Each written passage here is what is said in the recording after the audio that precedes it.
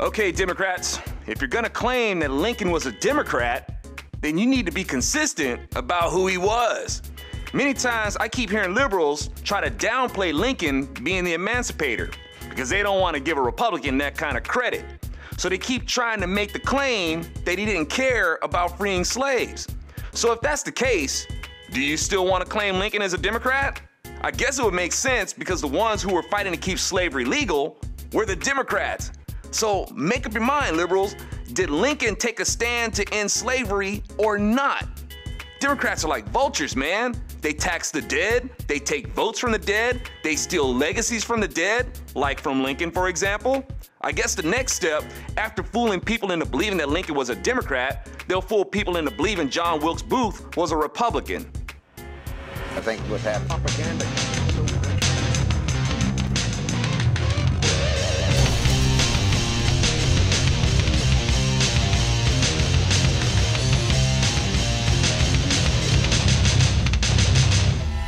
You can already see the Democrats doing that.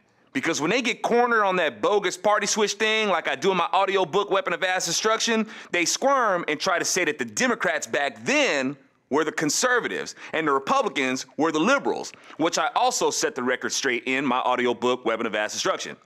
And since they're trying to slip and slide with the new semantical techniques of saying the ideologies have switched sides, instead of saying that the parties switched side, they're hoping to sell people on their nonsense with the shell game tactic. And right before your very eyes, they will have switched the labels on people while making the bogus assertion that the parties switch sides. It's not the parties switching sides, it's always been the Democrats trying to switch labels.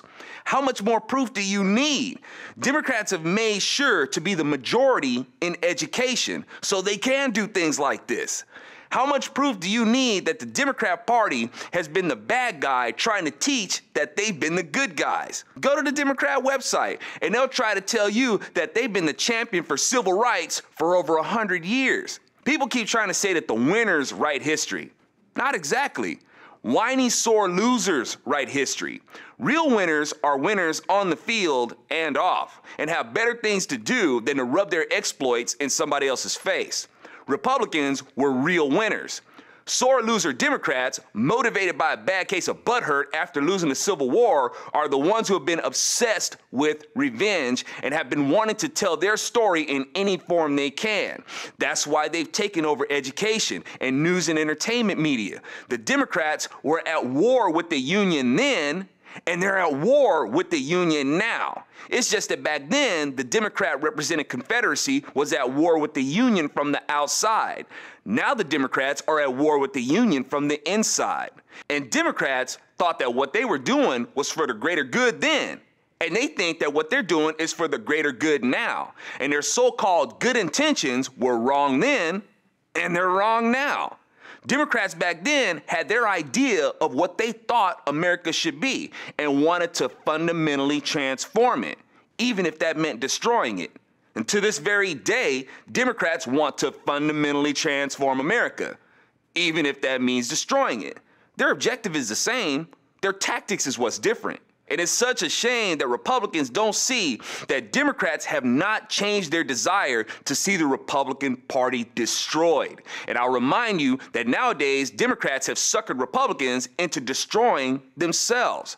Republicans like Chris Christie are being duped into believing that the winning strategy is dependent on being more moderate, which means that the only way to do that is to move to the left.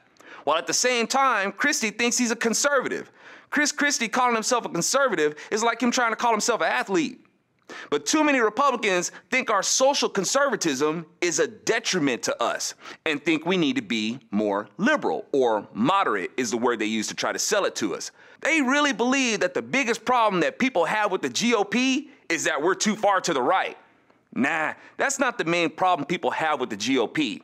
If y'all weren't so full of yourselves, you'd realize that a bigger problem people have is that they think both parties are the same.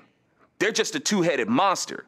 They hate the two-party system because they don't see the difference in the two parties and are disgusted with them.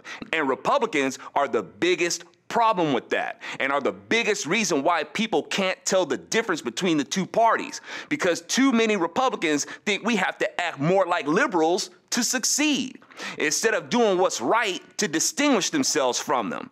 It ain't Democrats trying to act like conservative Republicans. It's Republicans trying to act like liberal Democrats. And people have been duped into not seeing that the thing that they can't stand about our government is what the Democrats have done to it, yet are conditioned to believe it was Republicans. And when you break it down to them, they end up saying, well, they're both corrupt. They just can't take the responsibility of just admitting that they've been totally deceived by Democrats.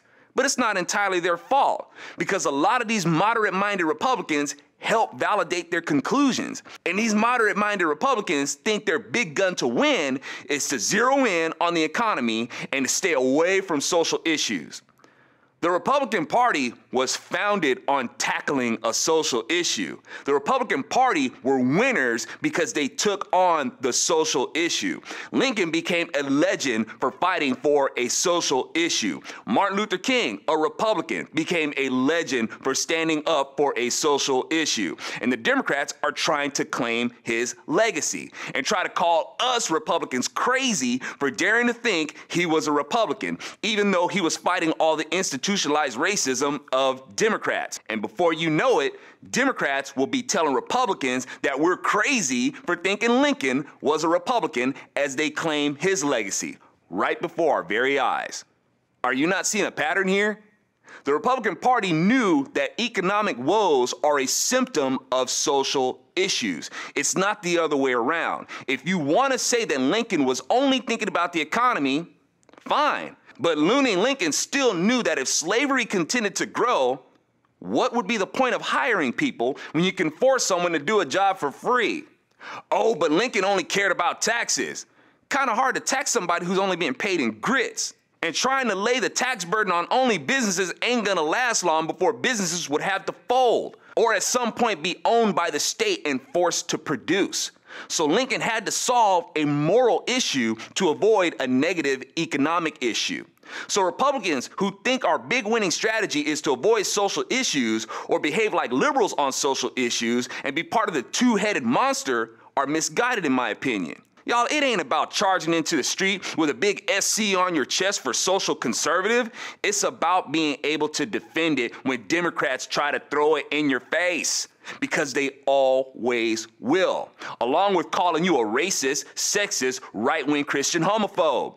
And once they throw that on you, your economic policy ain't worth snot. So in short, throwing people like Michelle Bachmann under the bus, or the RNC snubbing Cuccinelli, or brushing off E.W. Jackson is not a winning strategy. It's a shame that E.W. Jackson lost to this guy. All right. Senator Northam, thank you very much. Mr. Jackson, we appreciate you both being here.